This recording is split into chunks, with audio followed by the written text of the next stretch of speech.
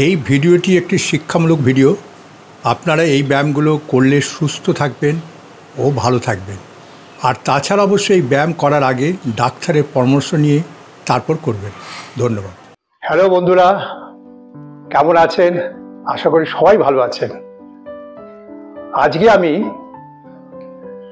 Parkinson patient এবং Parkinson fighter যারা এটা নিয়ে কষ্ট পাচ্ছেন বা লড়াই করছেন তাদের জন্য আমি কিছু এক্সারসাইজ দেখাবো, সেগুলো করবে। সেটা হচ্ছে মূলত হ্যান্ড বা ফিঙ্গার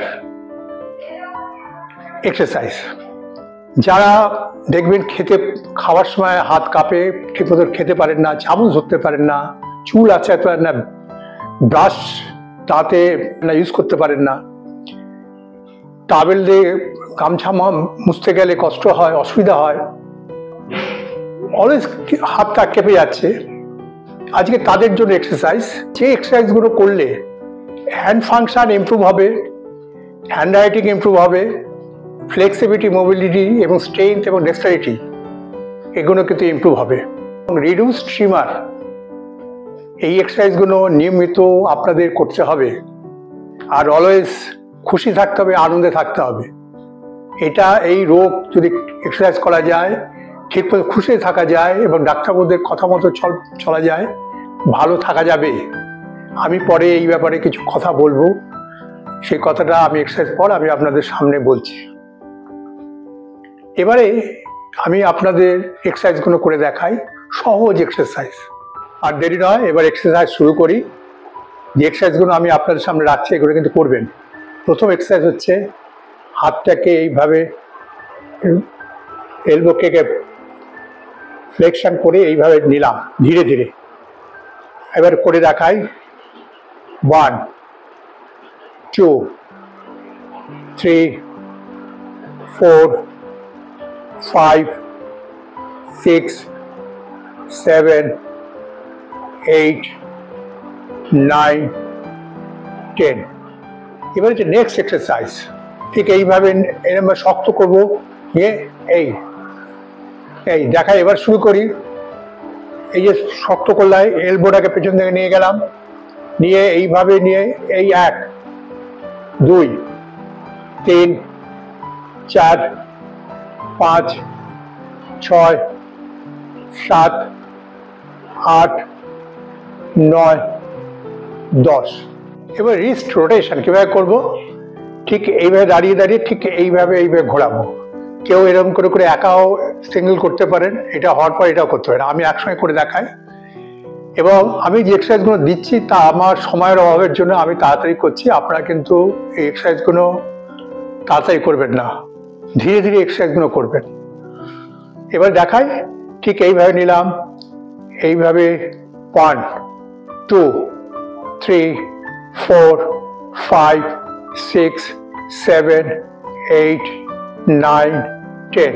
আবার অ্যান্টি ক্লক 1 2 3 4 5 6 7 8 9 10। এবারে যে ফিঙ্গার ট্যাপিং কিভাবে করব, এই আঙ্গুলগুলোকে এই বুড়ো আঙুল দিয়ে এরকম করে ট্যাপ করবো, একটু প্রেশার দেবো, দিয়ে এরকম করে ছেড়ে দেবো। কিভাবে করবো আমি আবার দেখাই। এবং প্রত্যেকটি আঙুল, প্রথমে হচ্ছে ইন্ডেক্স, তারপর middle finger, ring finger, little finger, এবং এই আঙুলগুলো কীভাবে ট্যাপিং করবো সেটা আমি করে দেখাই। এইভাবে দাঁড়াবো। আমরা একটা কথা বলে নিই যে এক্সারসাইজগুলো বসেও করা যাবে, দাঁড়িয়েও করা যাবে, যেটা যেভাবে পারবেন সেভাবে করবেন। আর একটা কথা বলছি, সেটা হচ্ছে যে আমি 10 বার করে দেখাচ্ছি।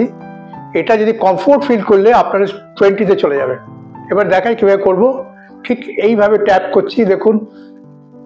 1 2 3 4 1 2 3 4 1 2 3 4 1 2 3 4 1 2 3 4। এইভাবে 10 বার করবেন। এবার যেটা হচ্ছে ফিঙ্গারটাকে হুক তৈরি করবো, সব ফিঙ্গারগুলো হুক তৈরি করবো। এটা খুব ইম্পর্টেন্ট এক্সারসাইজ এবং এর ডেক্সটারিটি বাড়ে, ইমপ্রুভ হয়। কীভাবে দেখায় যে এরকম করে করবে, করে এই যে এরকম করে নিলেন, ঠিক এই করে তারপরে এই ছাড়লেন। আবার দেখাই।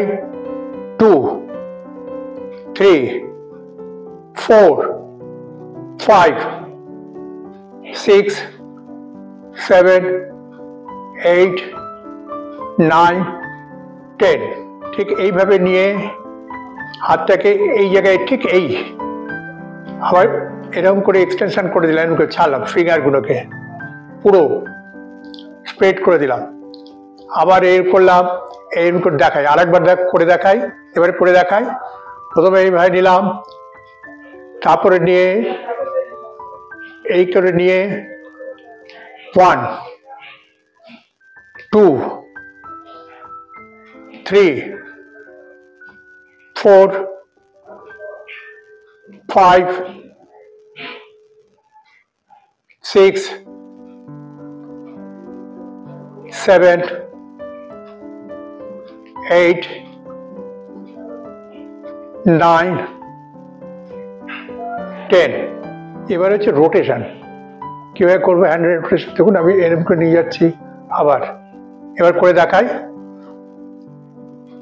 1, 2, 3, 4, 5, 6, 7, 8, 9, 10।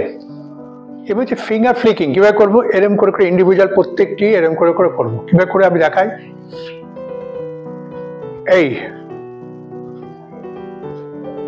1, 2, 3, 4, 5, 6, 7, 8, 9, 10। এবারে একটা কথা বলি, এক্সারসাইজগুলো যখন করবেন একটা একটা করে করবেন, এক্সারসাইজের পর যেই শেষ হবে তারপর শেকিং করবেন, এরকম করে করে শেকিং করবেন 8-10 বার এরকম করে করে, ঠিক যেভাবে জল ঝাড়ে হাতের আঙুলে ঠিক এইভাবে শেকিং করবেন। প্রত্যেকটি এক্সারসাইজ একটা 8খানা এক্সারসাইজ, এগুলো যদি আপনি যখনই শেষ করবেন প্রত্যেকটি আলাদা করে এক্সারসাইজ দেখানো হচ্ছে, প্রত্যেকটি আলাদা এক্সারসাইজগুলো করবেন আর এরকম করে শেকিং করবেন। এবারে এই অবধি এক্সারসাইজ হলো। এবার কতগুলো কথা বলি, পেশেন্টকেও বলি ও বাড়ির লোককেও আমি কিছু কথা শেয়ার করছি, যেটা বললে উপকারে লাগবে পেশেন্টদের। যে পেশেন্টদের যেটা করতে হবে, যে তাদেরকে আপনারা খাইয়ে দেবেন না। পেশেন্ট প্রথমে স্টার্ট করবে, পেশেন্ট খাবে এবং নিজে হাতে সব কিছু করবার চেষ্টা করবে এবং তাদের দিয়ে করাবার চেষ্টা করবেন। এবং এই অভ্যেসটাকে যদি করিয়ে দিতে পারেন, দেখবেন পেশেন্ট আস্তে আস্তে কিন্তু অনেকটাই তার হ্যান্ডের ফিঙ্গারের মুভমেন্ট বাড়বে। আরেকটা জিনিস বলি, যে পেশেন্টগুলোকে ভালো রাখতে হলে যেমন ডোপামিন ওষুধ যেমন খান, এই ওষুধের সঙ্গে যে আনন্দ রাখতে হবে।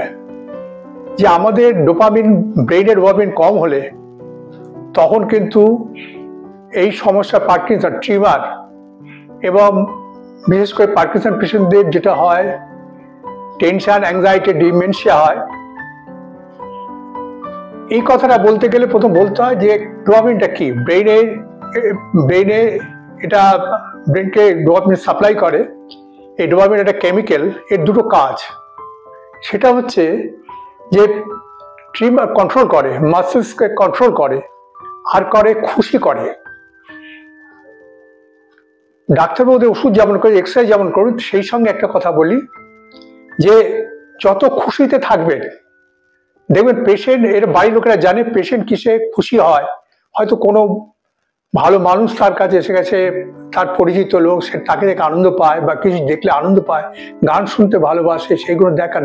যে খুশিতে যদি রাখতে পারেন, অটোমেটিক ডোপামিন তাড়াতাড়ি রিলিজ করবে এবং দেখবেন পেশেন্টগুলো ধীরে ধীরে কিন্তু টেনশন, অ্যাংজাইটি এবং আস্তে ট্রিমার থেকে অনেকটাই পরিবর্তন ঘটবে।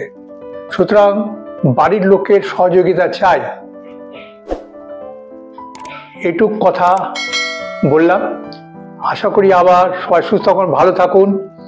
আবার নেক্সট ভিডিও আবার দেখা হবে।